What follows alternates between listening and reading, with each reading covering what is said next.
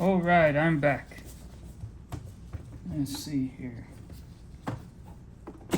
So in order to make a laundry bag, and the way I learned this was through a website that I need to find out again. It's been a while, but thanks to that website, I was able to figure out how to do a laundry bag.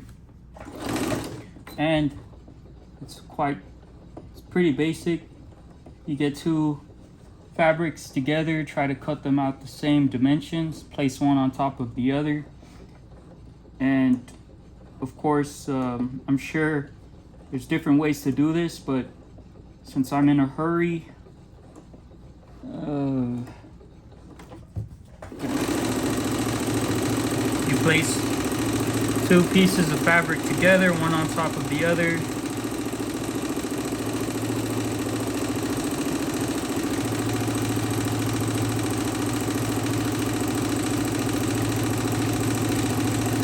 You sew the sides, maybe leave some space between the edge of the fabric. I had already did the edge with the zigzag stitch, but I just want to make sure it's secure, and so I'm making another seam.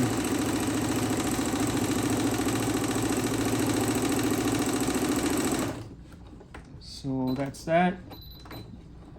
One thing I learned from another YouTuber is the forward and back stitch feature. Also from the Singer website themselves. Talk about the forward and back feature on this. Love this machine, by the way.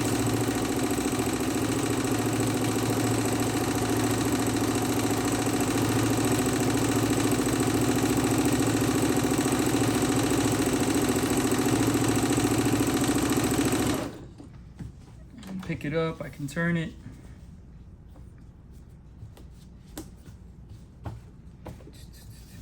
I have a bunch of mess.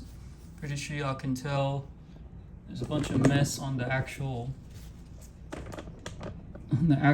fabric. No. Oh, there we go. Okay. Well, actually, I already did a zigzag stitch and a straight stitch, so I'm sure that'll make it strong enough. This forward and back stitch. You'll probably notice that I'm being a bit disorganized, but I do enjoy, I feel like it's essential to learning when you have fun and experiment and try not to be perfect, because if you try to be perfect, you really don't learn as fast. But if you just remember to enjoy it and get the basic principles and the laws of sewing, you can just do whatever. You have so much freedom to do what your heart desires. When you sew the two fabrics together, they will have at the end. And again, I don't care about being perfect. It's not that I don't care about the quality. If I was doing this for somebody else, of course I would take the time to make this look nicer. But since I'm in a hurry because I need to go to the laundry, sometimes you just gotta know when not to care about the quality of how it looks, but understand the concept of what you're doing. I'm making a bag. And when you make a bag, you sew the two sides together, and then you flip it back, you turn it back this way, outside in, and then look, with all that mess that was in the back, you can't even tell, right? Where's all the mess?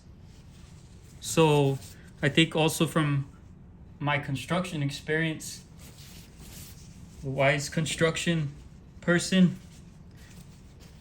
told me,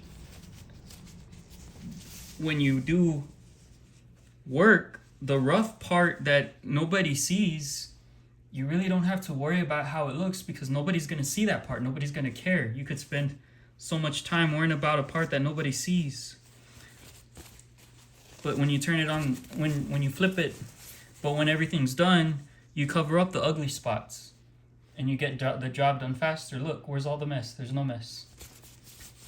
In fact, let me see here.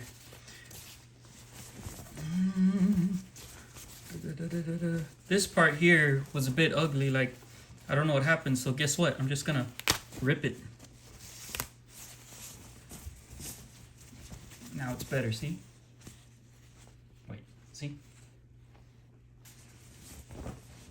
Then when you turn it right side out, in other words, the right side is the side that other people see that you want to look at least somewhat decent. You turn the right side out, you just flip the sides and then flip again and then flip again, or flip as much as you want. Just hold it like this, flip, and then flip again. It's easy to just do it like that. Look, see? I'm just gonna close the unfinished seams. The unfinished raw edges you want to enclose. With this machine, you have a nice feature,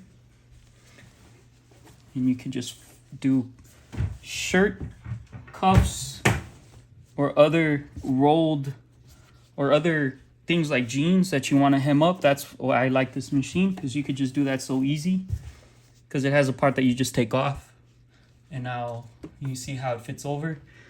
And if you don't understand what I mean, you'll see what I mean right now. I can increase the stitch length. Right now it was at a 1.6, 1.8, 2, 2.5, 3. Look at all that. See, 5 is the stitch length. I don't know what 5 is, but obviously it's a bigger, longer stitch length. That is a longer stitch length. And definitely you cover more ground very quickly. Watch. Look, I'm not being neat. Oh no. Oh shoot. I'll back up. Pick up the presser foot. Put it down. Look, I'm not being neat. But the world is not ending for some reason. The thread broke though. Let's see here. Put that back up. Look there. Push this down. Follow the numbers. First one. Uh-oh, what happened? Let's see here. Sometimes, that's what happened. I guess it got caught. Well, how did that happen? Let's see.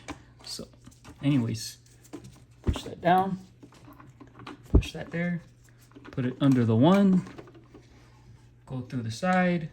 Do a little floss through the 4. Oh, y'all can't see, can you?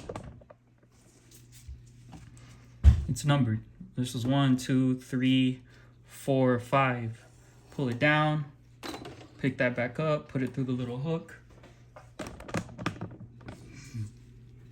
Put it through the other hook. Press the presser foot down. That keeps the thread taut. Put it through like that. Look at that there. Sometimes you have to remember to push this button up and down, or down and up. You put it under the presser foot. And then, what happened? I guess this is where it broke, but we can just do that.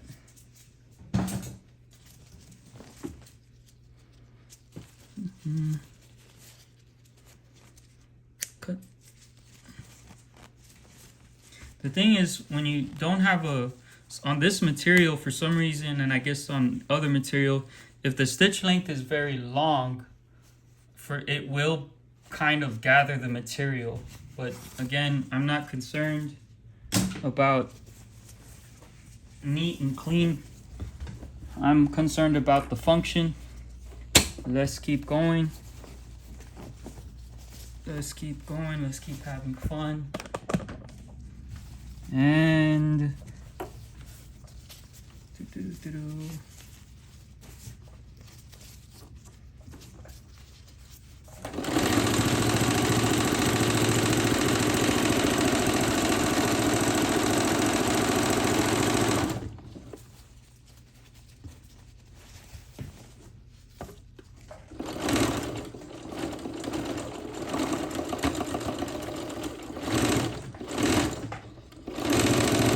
look, I'm already back at where I started.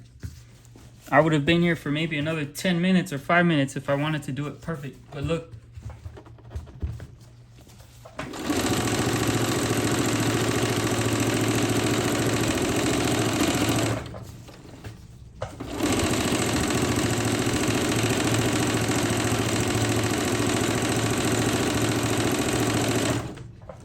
Look how ugly that looks. Man, it's an ugly stitch. But guess what? I have a laundry bag.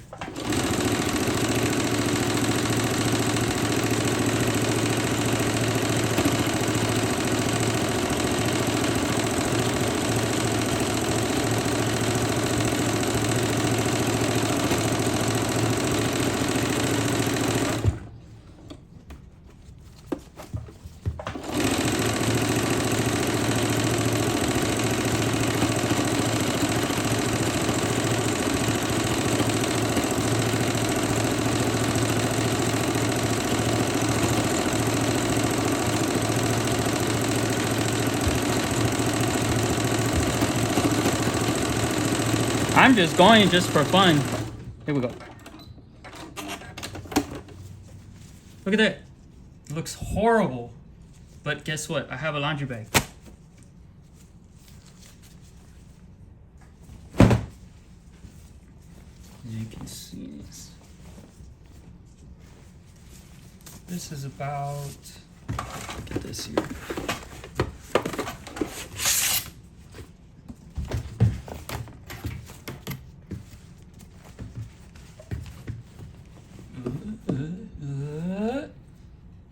It's about 26 inches long.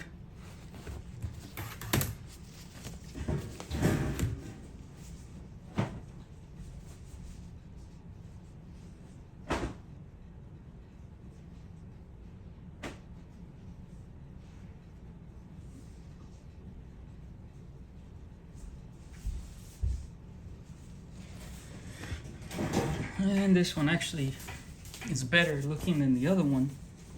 This material I got from Amazon. I'll try to find out what it is.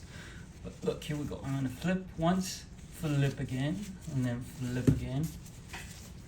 Put it back in here. And here we go.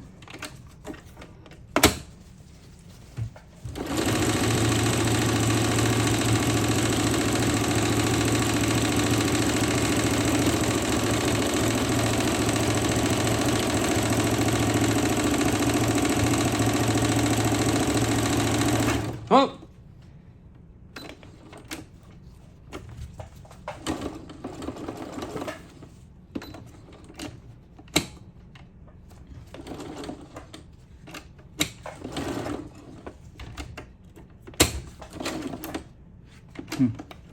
That's weird.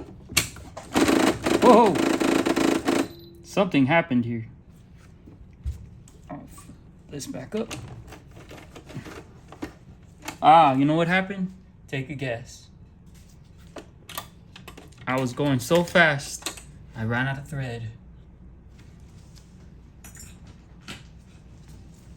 But thankfully, I got a bunch more bobbins.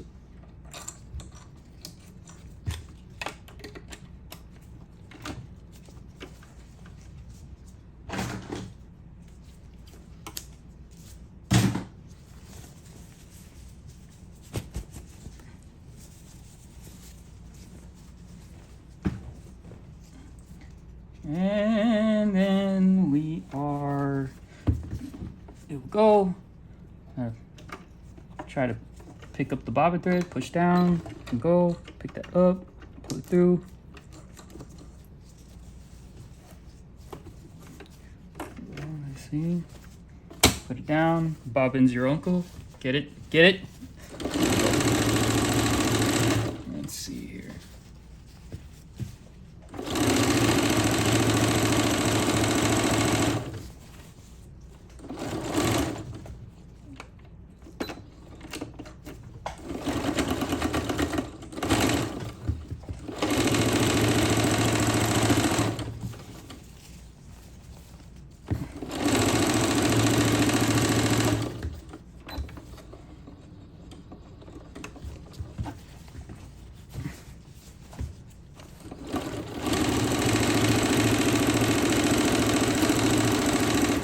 Let's do a zigzag stitch.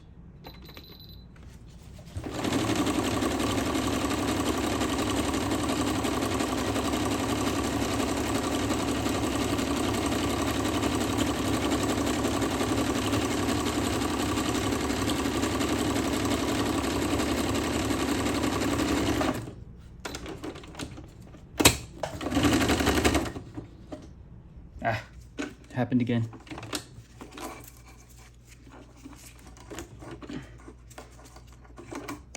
What happened again is that the thread broke again, so I gotta rethread it.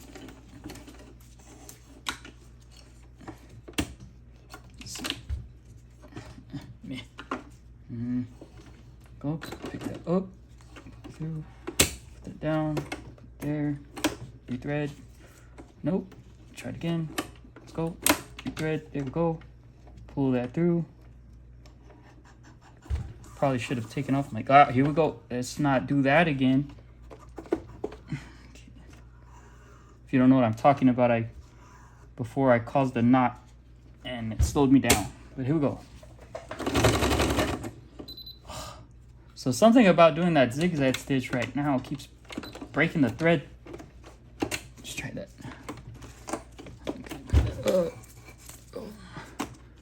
Put it through. Here we go. Put 1, 2, 3, 4. Yeah.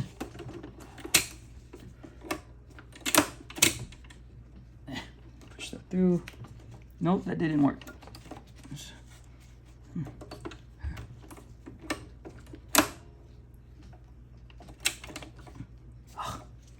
see. Go again. Push that. There we go.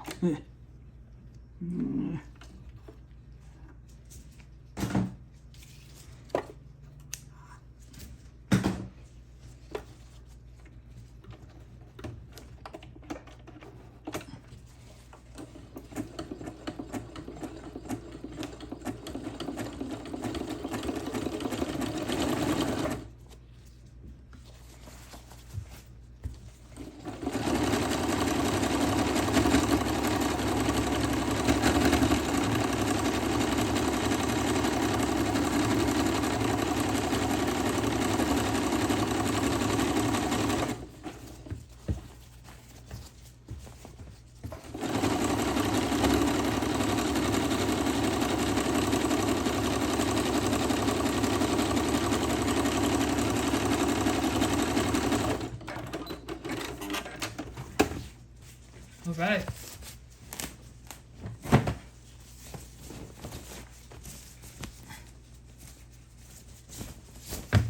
Let's really get right way up.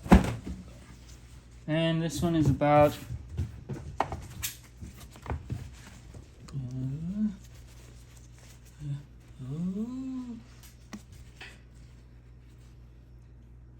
about 26 inches too, or 25.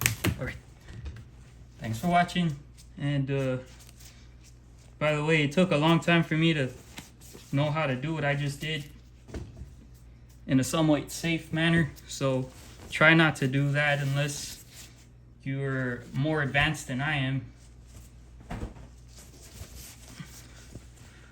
I think it's also a matter of safety because if you try to be too safe, that's also not safe. So it's good to be balanced and learn that sometimes you can press the pedal to the metal. All right. This is an ugly laundry bag, but I'm going to be able to put clothes in it. I probably will just do one last stitch on the bottom. I'm sure that the bottom is a part where you want to reinforce it. So I'll probably do like another seam on the bottom. But thanks for watching.